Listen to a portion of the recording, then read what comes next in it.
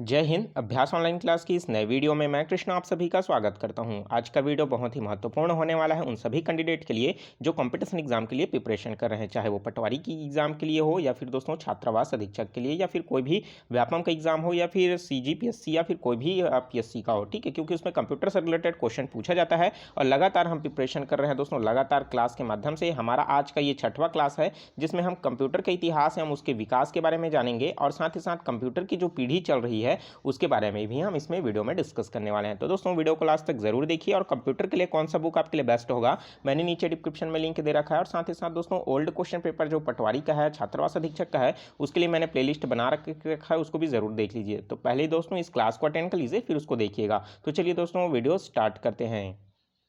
तो दोस्तों सबसे पहले हम बात कर लेते हैं कंप्यूटर का विकास जो है उसके बारे में और उसके जो इतिहास के बारे में जानेंगे और उसके बाद जो हम बात करेंगे वो है उसके पीढ़ियों के बारे में। तो सबसे पहले अगर हम लोग बात करें दोस्तों, जैसे मानव का विकास जो होता है जिस तरीके से इसमें हो रहा है, पहले वो क्या कहा जा पहले वो कहाँ थे, आदि मानव के रूप में थे। वो धीरे धीरे क्या हुआ, उनमें जनरेशन में परिवर्तन आया और उनमें आज जो है हम मानव के रूप में यहाँ पास विकसित हुए हैं। तो आपको पता होगा दोस्तों उसी तरीके से कंप्यूटर में भी क्या है, इसमें विकास हुआ है। आपको पता है कि कंप्यूटर क्या है, एक प्रकार का इलेक्ट्रॉनिक डिवाइस है। ठीक है, तो इसमें क्या हुआ, कुछ कंपोनेंट्स में बदलाव होते गए और इस तरीके से इसमें भी आता गया। अगर हम लोग बात करें सबसे पहले कंप्यूटर की ओर, तो हम उसको कहते हैं अबेकस। ठीक है, तो आधुनिक कंप्यूटर के विकास की अगर हम लोग बात करें तो गणनाओं के अधिक क्रम को लेकर के इसमें जो है परिवर्तन हुआ है, विकास हुआ है। इसी को ही हम क्या करते हैं, इसके परिणाम स्वरूप हम देखते हैं क्रमानुसार। सबसे अगर हम लोग बात करें तो स्टार्टिंग में जो आया है दोस्तों, तो वो क्या आया है, वो है आया हुआ है अबेकस। ठीक है, जो मैं बात कर रहा था, तो आप देख रहे होंगे दोस्तों, तो ये जो आपको देखने को मिल रहा होगा अबेकस, तो इसी को ही हम किस नाम से जानते हैं दोस्तों, गिन तारा के नाम से जानते हैं। किस नाम से जानते हैं दोस्तों, गिन तारा के नाम से हम इसको जानते हैं। और चूंकि दोस्तों अगर हम लोग बात करें इसके मतलब शताब्दी की, मतलब ये कौन सा सन में आया है, तो दोस्तों लगभग ये 16वीं शताब्दी में आया है। कितने शताब्दी में आया है, ये 16वीं शताब्दी में आया है। और साथ ही साथ अगर हम लोग इसके कार्य की बात करें तो सिर्फ और सिर्फ इसमें जोड़ने का काम होता है और सिर्फ घटाने का काम होता है। तो आप देख सकते हो यहाँ पास जिसको हम गिन तारा कहते हैं, आपने बचपन में इसको यूज़ किया होगा। तो यहाँ पास देख सकते हो इसमें कुछ गोलियां हैं और कुछ डंडियां लगी हुई है। तो इसमें खिसका खिसका करके क्या करते हैं, इसको हम जोड़ते हैं। जैसे यहाँ पास आप देख सकते हो 1 2 3 4 5 6 7 8 9 10, तो सब में क्या है 10-10 गोली ही आपको देखने को मिलेगा। तो यहाँ से इसको खिसकाते हैं और जोड़ते जाते हैं, तो इस तरीके का आपको क्रम इसमें देखने को मिलता है। तो दोस्तों पूरे विश्व का सबसे पहला कंप्यूटर माना जाता है इसी अबेकस को। ठीक है, तो यहाँ पास से आपको समझ आ चुका होगा दोस्तों पहला कंप्यूटर कब आया, सन 16वीं शताब्दी में। अगर हम लोग बात करें दोस्तों इसके बाद जो कंप्यूटर जो जनरेशन आया वो आया दोस्तों, सेकंड जो है वो है पास्कलाइन। ठीक है, जो आप जो पिक देख रहे हैं दोस्तों, ये किसका है, ये है पास्कलाइन का, ये जो है पास्कलाइन का है। अगर हम लोग इसके आविष्कारक की बात करें दोस्तों, तो ये है बेज पास्कल। कौन है दोस्तों, बेज पास्कल जो है इसके आविष्कारक हैं। और साथ ही साथ अगर इसके हम सन की बात करें दोस्तों, तो ये लगभग 1642 ईस्वी में जो है ये बनकर तैयार हुआ था। आपको देखने को मिल रहा होगा दोस्तों, इसमें जो है कुछ व्हील्स लगे हुए हैं जिसमें संख्या जो है लिखा हुआ है कहाँ से कहाँ तक दोस्तों, 0 से लेकर के 9 तक की इसमें संख्याएं आपको देखने को मिल रही होगी। तो इन्हीं 0 से लेकर के 9 तक की जो संख्याएं हैं उन्हीं में देखिए घूमता है। और ये इसमें भी सिर्फ और सिर्फ कौन सा काम होता है दोस्तों, जोड़ने का और सिर्फ घटाने का ही काम इसमें होता है। ठीक है, अब बात कर लेता हूं दोस्तों, नेक्स्ट जो है वो है डिफरेंस इंजन। ठीक है, तो आप ये देख रहे होंगे, तो ये है दोस्तों एक प्रकार का इंजन तरह की आपको देखने को मिल रहा होगा। तो ये भी एक प्रकार का क्या है, अगर इसका नाम बात करें तो वो है दोस्तों डिफरेंस इंजन। ठीक है, तो ये एक प्रकार का क्या है, डिफरेंस इंजन इसका नाम है, कंप्यूटर ही है एक प्रकार का। अगर हम लोग बात करें इसके आविष्कारक की, तो इंपॉर्टेंट है दोस्तों, आप याद रखिए चार्ल्स बेबेज, आपने नाम सुना होगा, जिसको हम क्या कहते हैं, कंप्यूटर के जनक के रूप में जानते हैं। तो ये क्या है दोस्तों, चार्ल्स बेबेज इसके जनक हैं। आप देख रहे होंगे इसमें 3 आपको कॉलम देखने को मिल रहा होगा, प्रत्येक में कुछ कुछ इसमें कड़ियाँ देखने को मिल रहा होगा। ये इसमें भी अंकों अगर हम लोग देखें तो ये इसमें भी 0 से 9 तक की जो अंक इसमें गुथे हुए होते हैं। ठीक है, तो ये अगर हम लोग बात करें तो ये है डिफरेंस इंजन है। अगर इसके सन की बात करें तो इसका विकास हो चुका था, ये 1882 ईस्वी में सबसे पहले आया हुआ था। इसमें दोस्तों थोड़ा सा अगर हम लोग बात करें 0 से 9 है, इसमें जोड़ने और घटाने के अलावा जो जो बीज गणितीय संक्रियाएं जो होती है ना, जैसे एक्स हो गया, वाई हो गया, तो इसमें क्या हो गया, इसी तरीके का जो क्रम है आपको इसमें सॉल्यूशन आपको देखने को मिलता है। ठीक है, तो इस तरीके का दोस्तों आपको देखने को मिला। तो ये क्या था आपका डिफरेंस इंजन। सन क्या था दोस्तों 1882। अब धीरे धीरे क्या हुआ, समय जो है परिवर्तित हुआ और ये जो डिफरेंस इंजन आप देख रहे हैं ये वाला हल्का से इसमें क्या हुआ, परिवर्तन हुआ। और ये देखिए इस तरीके का, इस सुव्यवस्थित तरीके से आपको देखने को मिल रहा होगा। तो इस तरीके का इंजन जो है आपके सामने आया, जिसको हमने क्या नाम दिया दोस्तों, ये एनालिटिक इंजन के नाम से इसको जाना गया। क्या जाना गया, एनालिटिकल इंजन के रूप में। ठीक है, तो एनालिटिकल इंजन ये इसके अगर हम लोग आविष्कारक की बात करें तो ऊपर वाला जो है चार्ल्स बेबेज था, उन्हीं ने इसमें संशोधन करके सेम वैसा ही इसमें क्या किया, परिवर्तन कर दिया। तो इसके भी अगर हम लोग बात करें दोस्तों वैज्ञानिक का नाम, तो इसमें भी क्या आएगा, चार्ल्स बेबेज। ठीक है, तो आप याद रखिए, यहाँ से प्रश्न बनता है कि सबसे पहले जो है कंप्यूटर के जनक के रूप में किसको जाना जाता है, चार्ल्स बेबेज को जाना जाता है। अगर इसकी जनरेशन की बात करें तो पहला जो था दोस्तों वो क्या था, 1882 में आया था। और दोस्तों ये क्या हुआ, धीरे धीरे परिवर्तित होकर के इसमें जो है लगभग 1880 तक 1890 तक जो है इसमें ये जनरेशन देखने को मिल गया था। ठीक है, अब बात कर लेते हैं जैसे जैसे समय बीतता गया उसके बाद हमको क्या हुआ, देखने को मिला हल्का सा टुबुलेटिंग इंजन। ठीक है, तो आप जो देख रहे हैं दोस्तों ये एक प्रकार का क्या है, टुबुलेटिकल इंजन। ठीक है, तो अगर हम लोग क्या बोलते हैं इसको, टेबुलिकल इंजन। ठीक है, टेबुलिकल इंजन। तो ये अगर हम लोग इसके जनरेशन की बात करें दोस्तों तो ये भी लगभग क्या है 1930 में जो है इसका बन चुका था। आप देख रहे हैं कुछ मशीन की तरह ये भी क्या हो रहा है, देखने को मिल रहा है। ठीक है, तो यह है टेबुलिकल इंजन। अगर हम लोग इसके काम की बात करें तो जो है दोस्तों जनगणना जो हुआ था, आपको पता होगा जो जनगणना जो हुआ था दोस्तों वो इसी के माध्यम से स्टार्टिंग में जो है कराया गया था, लेकिन इसमें सफल नहीं हो पाए थे। ठीक है, जो अमेरिका में पहला जनगणना हुआ था वो इसी मशीन के थ्रू किया गया था। ठीक है, अब बात कर लेते हैं जो हमारे पास जो नेक्स्ट मशीन जो देखने को मिल रहा है दोस्तों वो क्या है आपका जो है टुबैनिक। ठीक है, तो ये तो हो गया था। उसके बाद है दोस्तों आपका यूनिवैक। तो आप जो देख रहे हैं दोस्तों यूनिवैक, तो इस तरीके का आप देख रहे हैं, तो ये है यूनिवैक, जहाँ पास हल्का सा कुछ रूप देखने को मिलने लगा था हमारे कंप्यूटर जनरेशन के हिसाब से। यहाँ पास क्या हुआ, धीरे धीरे आगे बढ़ा। और दोस्तों जॉन वॉन न्यूएन जो है 1900 लगभग जो है इसके आसपास में इन्होंने इसकी खोज कर ली थी और इन्हीं के द्वारा जो है इसमें कंप्यूटर का जो है क्रियाकलापें जो है कंप्लीट होने लगा, इसमें सभी तरह की गणनाएं जो है कंप्लीट होने लग गया था। अब बात कर लेते हैं दोस्तों आगे, इसके बाद है दोस्तों धीरे धीरे जो है इसमें फिर से परिवर्तन हुआ। उसमें क्या आया, एडवैक। ठीक है, तो ये एडवैक जो आप देख रहे हैं तो धीरे से परिवर्तन हो करके इसमें जो है इस तरीके का जो आज का जो कंप्यूटर है उसमें धीरे धीरे क्या हुआ, परिवर्तित हुआ। तो ये है एडवैक, इन्हें जॉन वॉन एंड न्यूमैन है ना, तो ये जो है जॉन वॉन और ये है न्यूमैन, इन्हीं के द्वारा दोस्तों ये जो है खोज किया गया था और मतलब आविष्कार किया गया था। और धीरे धीरे देख सकते हैं आप इसमें जो है इसकी जो बनावट है, इसमें जो CPU है इसके अंदर रखा हुआ रहता है। कहाँ पास दोस्तों, इसके अंदर में रखा हुआ रहता है। ये कीबोर्ड है और ये क्या है दोस्तों, इसका मॉनिटर है। अगर हम लोग इसके और अलग से रूप में देखें तो आपको देख सकते हैं यहाँ पास जो है आपको देखने को मिल रहा होगा।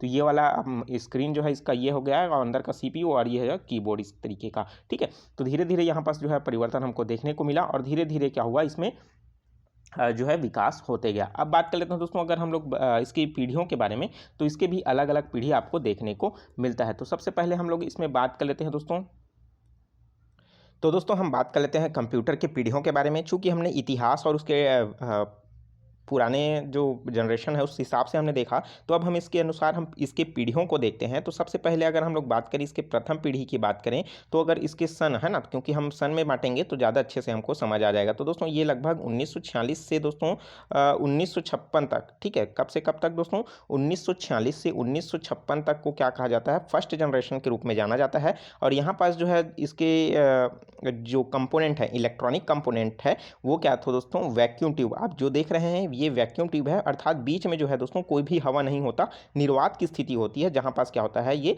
कंप्यूटर जो है स्थित होते हैं। ठीक है, तो यहाँ पास दोस्तों ये रहता है। तो यहाँ पास क्या कर सकते हैं हम लोग, इलेक्ट्रॉनिक कंपोनेंट में हम निर्वात ट्यूब, ठीक है, किसका यूज़ करते हैं, निर्वात ट्यूब का प्रयोग हम इसमें करते हैं। तो यहाँ पास आपको याद रखना है निर्वात ट्यूब का जो प्रयोग है कौन से जनरेशन में किया गया है, प्रथम, द्वितीय, तृतीय, चतुर्थ, इस तरीके का प्रश्न पूछा जाता है। तो प्रथम पीढ़ी में जो है वैक्यूम ट्यूब का जो है इसमें प्रयोग किया गया है। ठीक है, अगर हम लोग बात करें इसके ऑपरेटिंग सिस्टम के बारे में, तो जब मैं ऑपरेटिंग सिस्टम आपको क्लास लूंगा तो आपको अच्छे से समझ आ जाएगा कि ऑपरेटिंग सिस्टम क्या है। तो इस समय जो ऑपरेटिंग सिस्टम जो यूज़ किया जा रहा था दोस्तों, तो वो था दोस्तों बैच ऑपरेटिंग सिस्टम। कौन सा ऑपरेटिंग सिस्टम था? Batch operating system. तो यहाँ पास दोस्तों आपका कंप्यूटर का इसका एग्जाम्पल आप आसानी से देख सकते हैं। यहाँ पास देख सकते हैं कंप्यूटर का एग्जाम्पल ENIAC, ठीक है, आपका UNIVA, IBM 360 और EDVAC। तो ये सब क्या है, इसके एग्जाम्पल है। अगर हम लोग बात करें इसके लैंग्वेज के बारे में, तो किस तरीके का लैंग्वेज किया जाता था इसमें, तो है दोस्तों लो लेवल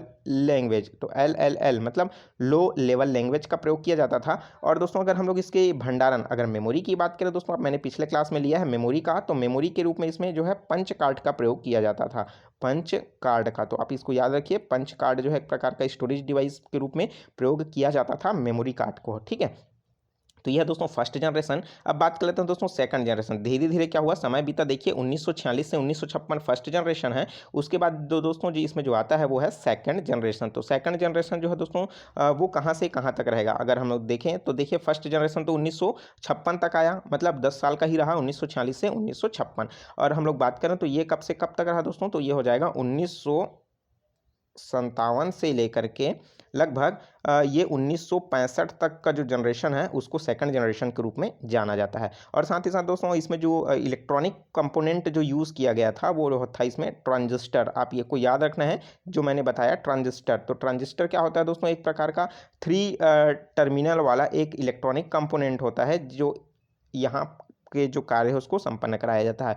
ट्रांजिस्टर के बारे में मैंने डिटेल में बताया आपको। और साथ ही साथ अगर मैं बात करूं दोस्तों, इसमें जो प्रकार है वो क्या है, टाइम शेयरिंग जो इसमें ऑपरेटिंग सिस्टम का प्रयोग किया गया है। किसमें ऑपरेटिंग सिस्टम क्या है, टाइम शेयरिंग का जो है इसमें प्रयोग किया गया है। ठीक है, अगर हम इसमें लैंग्वेज की बात करें तो इसमें दोस्तों असेंबल लैंग्वेज किसका प्रयोग किया गया है, असेंबल का इसमें जो है लैंग्वेज का प्रयोग किया गया है। और साथ ही साथ दोस्तों कोबोल जो भाषा है, ठीक है, क्या भाषा, कोबोल, तो कोबोल भाषा है, इसका भी इसमें प्रयोग किया गया है। अगर हम लोग बात करें दोस्तों इसके स्टोरेज के बारे में, तो स्टोरेज जो डिवाइस है वो क्या है, मैग्नेटिक स्टोरेज डिवाइस के रूप में इसमें क्या किया गया है, उपयोग किया गया है। तो मैग्नेटिक डिवाइस के रूप में इसका क्या हुआ है, उपयोग हुआ है। ठीक है, तो इस समय जो है ट्रांजिशन, मतलब जो फर्स्ट जो आया था दोस्तों उसमें वैक्यूम ट्यूब का प्रयोग किया गया, और इसमें जो आया सेकंड जनरेशन में उसमें ट्रांजिस्टर का प्रयोग इसमें किया गया था। तो यहाँ तक आपको समझ आ चुका होगा। चलिए देखते हैं दोस्तों तीसरा जो है कंप्यूटर। तो तीसरा जो कंप्यूटर जब मतलब पीढ़ी की बात कर रहे हैं, तो तीसरा पीढ़ी जो है दोस्तों वो कहाँ से कहाँ तक आ गया था,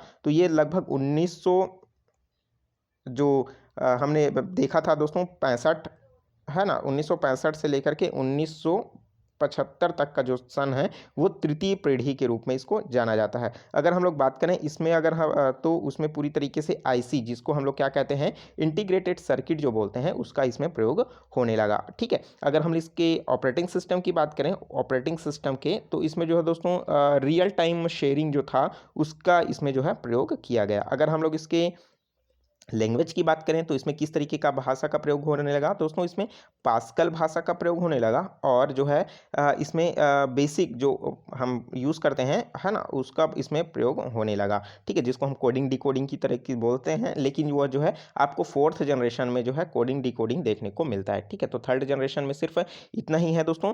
और हम लोग इसमें मैग्नेटिक टेप के रूप में जो है दोस्तों इसमें क्या हुआ था, स्टोरेज जो, अगर मैं मेमोरी की बात करूँ, मेमोरी की बात करूँ, तो इसमें जो है मैग्नेटिक टेप का इसमें जो है प्रयोग किया गया है। ठीक है, तो ये था दोस्तों इसका जनरेशन। अगर हम फिर से बात करें इसके लिए आगे के लिए, ठीक है, अगला जनरेशन तो वो था दोस्तों फोर्थ जनरेशन। तो हल्का सा दोस्तों आपको इस तरीके का देखने को मिला होगा। ठीक है, स्टार्टिंग में जब हमने इसमें कोडिंग शुरू किया, ठीक है, तो आपने स्क्रीन में देख रहे होंगे ये कोडिंग का है, HTML जो भी है।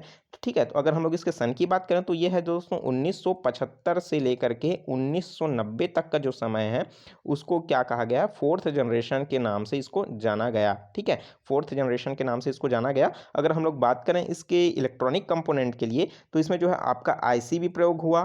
ठीक है, ट्रांजिस्टर भी प्रयोग किया गया। ठीक है, ट्रांजिस्टर भी प्रयोग किया गया है। और साथ ही साथ दोस्तों इसमें जो है आपका VLSI, ठीक है, क्या VLSI, जिसको हम क्या कहते हैं, वेरी लार्ज आपका जो है स्मॉल इंटीग्रेटेड सर्किट। ठीक है, तो इस तरीके का जो इलेक्ट्रॉनिक कंपोनेंट है इसमें प्रयोग किया गया। और इसमें अगर हम लोग बात करें ऑपरेटिंग सिस्टम के लिए तो मल्टी यूज़र के रूप में इसमें जो है प्रयोग किया गया। अगर लैंग्वेज की बात करें तो सी लैंग्वेज का जो है इसमें प्रयोग किया गया। सी लैंग्वेज आपको पता होगा ना, इंक्लूड कोडियो.h, studio.h, है ना, ग्रेटर देन, लेस देन, जो आप कोडिंग करते हैं वही क्या कहलाता है, आपका प्रोग्रामिंग लैंग्वेज कहलाता है। हाँ, ठीक है। अगर उसके बाद देखते हैं दोस्तों, जो हमारा लास्ट जो जनरेशन है वो है पांचवा जनरेशन, जो वर्तमान में अभी भी चल रहा है। ठीक है, तो दोस्तों पांचवा जो जनरेशन है, देखिए ऊपर का चौथा जनरेशन 1990 तक था। तो अब अगर हम लोग बात करें अभी का मतलब फिफ्थ जनरेशन, तो 1990 से लेकर के दोस्तों, कहाँ से लेकर के 1990 से लेकर के अब तक, ठीक है, कब तक, अब तक जो प्रयोग हो रहा है इसमें, तो ये क्या कहलाएगा आपका जो है कह सकते हैं फिफ्थ जनरेशन के रूप में। तो वर्तमान में जितने भी कंप्यूटर जो बन रहे हैं दोस्तों, वो किसकी जनरेशन के आते हैं, 1990 से लेकर के अब तक के, अर्थात पांचवी पीढ़ी के जनरेशन के हिसाब से इसमें आता है। ठीक है, अगर हम लोग बात करें दोस्तों इसमें इलेक्ट्रॉनिक कंपोनेंट के रूप में, तो इलेक्ट्रॉनिक कंपोनेंट में आपका VLSI और साथ ही साथ दोस्तों VLSE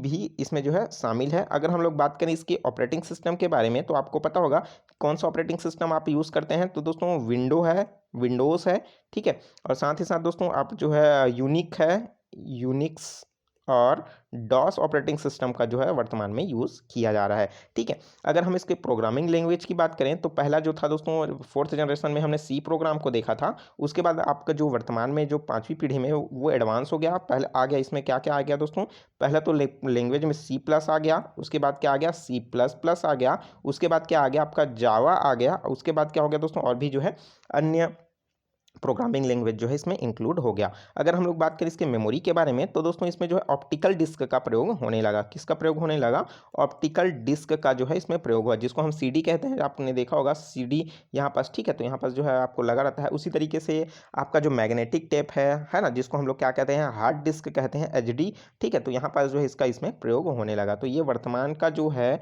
फिफ्थ जनरेशन का कंप्यूटर है। आप देख सकते हैं कितना एडवांस रूप में है, और यहाँ पर जो जनरेशन आगे बढ़ता रहेगा। ठीक है, और भी कुछ इंपॉर्टेंट चीज़ें हैं जिसको मैं आपको बताने वाला था, जहाँ से प्रश्न पूछे जा सकते हैं।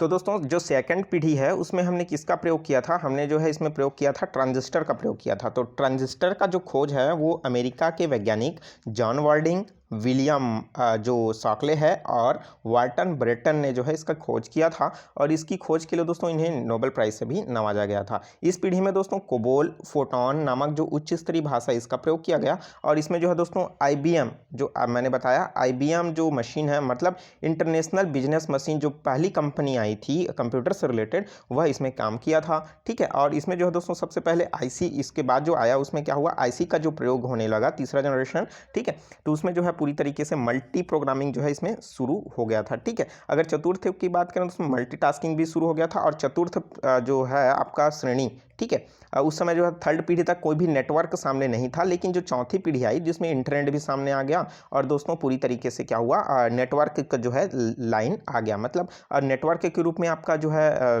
लेन और वेन जो है इसमें प्रयोग होने लगा। ठीक है, लेन क्या होता है, तो लोकल एरिया नेटवर्क होता है, और वेन क्या होता है दोस्तों, वर्क एरिया नेटवर्क होता है। ठीक है, तो ये दोनों नेटवर्क जो है अस्तित्व में आया, और धीरे धीरे इसका प्रयोग होने लगा। ठीक है, और भी बहुत सारी चीज़ें हैं दोस्तों। अगर मैं बात करूं इंपॉर्टेंट जो है क्वेश्चन आने के फैक्ट से, तो विश्व का सबसे प्रथम सुपर कंप्यूटर क्या है दोस्तों, तो वो है क्रे 1 है। क्या है दोस्तों, क्रे 1 जो है सबसे पहला सुपर कंप्यूटर है। और भारत का बात करूँ सबसे पहला जो है सुपर कंप्यूटर जो वर्तमान में है, तो वो है दोस्तों आपका विक्रम, कौन सा है दोस्तों, विक्रम 100 HPC। ठीक है, तो क्या है, विक्रम 100 HPC जो इसका है वर्तमान का सुपर कंप्यूटर है। और विश्व का सबसे तेज कंप्यूटर की बात करें दोस्तों, तो वो क्या है, तियानहे। क्या है, तियानहे 2। ठीक है, तो ये क्या है, तियानहे 2 जो है विश्व का सबसे तेज कंप्यूटर है। और सबसे छोटा बात करें दोस्तों, सबसे छोटा कंप्यूटर किसको कहते हैं, तो वह है नोटबुक। ठीक है, ये क्या है, नोटबुक जो है सबसे छोटा कंप्यूटर माना जाता है। ठीक है। भारत का जो है सिलिकॉन वैली किसको कहते हैं दोस्तों, आपको पता होगा बेंगलुरु को कहते हैं। आप क्यों कहते हैं, क्योंकि जो बेंगलुरु है वहाँ पास इलेक्ट्रॉनिक कंपोनेंट्स के क्या है सबसे ज़्यादा फैक्ट्रियाँ हैं, जो है कारखाने हैं। ठीक है, इसी तरीके से दोस्तों अगर मैं बात करूँ लैपटॉप का आविष्कार जो है कब हुआ था, तो ये जो है 1981 में जो है ये आ चुका था। ठीक है, कंफ्यूज मत होइएगा, आसानी से आपको समझ आ गया। लैपटॉप जो आपको 4th जनरेशन में ही देखने को मिला है। ठीक है, क्योंकि 1981 तो 1981 देखिए इसी के बीच में ही आ रहा है। तो ये था दोस्तों हमारे कंप्यूटर का इतिहास, कंप्यूटर की पीढ़ियाँ, और यहाँ से दोस्तों प्रश्न जो है पूछा जाता है और कौन से जनरेशन में क्या यूज़ किया गया है, और यहाँ से प्रश्न अब पूछा जाएगा तो आप आसानी से ज़रूर बना लेंगे। ठीक है, प्रथम पीढ़ी में क्या किया गया था, वैक्यूम ट्यूब, दूसरा में क्या हुआ ट्रांजिस्टर, तीसरा में आईसी का प्रयोग किया गया, और चौथे में दोस्तों जो है आईसी के साथ वीएलएसआई का प्रयोग किया गया। ठीक है, और चौथा में दोस्तों वीएसएलआई के साथ साथ जो है वीएलएसई का जो है प्रयोग होने लगा। ठीक है, सबका मैंने इलेक्ट्रॉनिक जो मेमोरी है किस तरीके का यूज़ हुआ सब डिटेल में मैंने आपको बताया। यहाँ से अगर प्रश्न पूछा जाता है तो आपसे बिल्कुल बनना चाहिए। ठीक है, तो मैंने स्टार्टिंग में जो है कंप्यूटर का जो है किस तरीके का इसमें जो है प्रयोग हो रहा था, इसके जनरेशन के हिसाब से मैंने आपको बताया कि क्या क्या इसमें जो है काम थे। ठीक है, उम्मीद करता हूँ आपको वीडियो अच्छा लगा होगा, और जो चीज़ समझ नहीं आ रहा है दोस्तों नीचे कमेंट बॉक्स में ज़रूर पूछ लीजिएगा, क्योंकि आपके डाउट जो हैं वो क्लियर होनी चाहिए, तभी जो है दोस्तों आपका जो है पूरी तरीके से कॉन्सेप्ट क्लियर हो जाएगा। ठीक है, इसका एमसीक्यू मैं लाऊंगा तो आप उसको वेट करते रहिए। और दोस्तों अभी तक चैनल को आपने सब्सक्राइब नहीं किया, बिल्कुल चैनल को सब्सक्राइब करके नोटिफिकेशन बेल आता है जरूर ऑन कर लीजिए, क्योंकि आपके नोटिफिकेशन ऑन रहेगा तभी मेरे द्वारा अपलोड किया गया वीडियो आपके तक पहुंचेगा और आप वीडियो का लुफ्त ले पाएंगे, और जो है आपका प्रिपरेशन अच्छे से हो जाएगा। ठीक है, और वीडियो अच्छा लगता हो तो वीडियो को जरूर लाइक किया कीजिए, क्योंकि आपके लाइक से ही हमें मोटिवेशन मिलता है दोस्तों अच्छे अच्छे वीडियो प्रोवाइड करने के लिए। ठीक है, और पीडीएफ डाउनलोड करने के लिए दोस्तों आप मेरे टेलीग्राम चैनल अभ्यास ऑनलाइन क्लास को जो है दोस्तों ज्वाइन कर लीजिए, वहाँ पास जो है आपको पीडीएफ देखने को मिलेगा। और दोस्तों ओल्ड क्वेश्चन पेपर देखने के लिए प्लेलिस्ट में जाकर के देख लीजिए, वहाँ पास ओल्ड क्वेश्चन पेपर भी डाला हुआ है, वहाँ पास प्रैक्टिस सेट भी है, आप उसको ज़रूर देख लीजिएगा। ठीक है, www.abhyasgk.com विजिट करके भी आप अच्छे अच्छे पोस्ट पढ़ सकते हैं। तो चलिए मिलते हैं दोस्तों नए वीडियो में नए जानकारी के साथ, तो मुझे दीजिए इजाज़त। Take care, all the best, जय हिंद।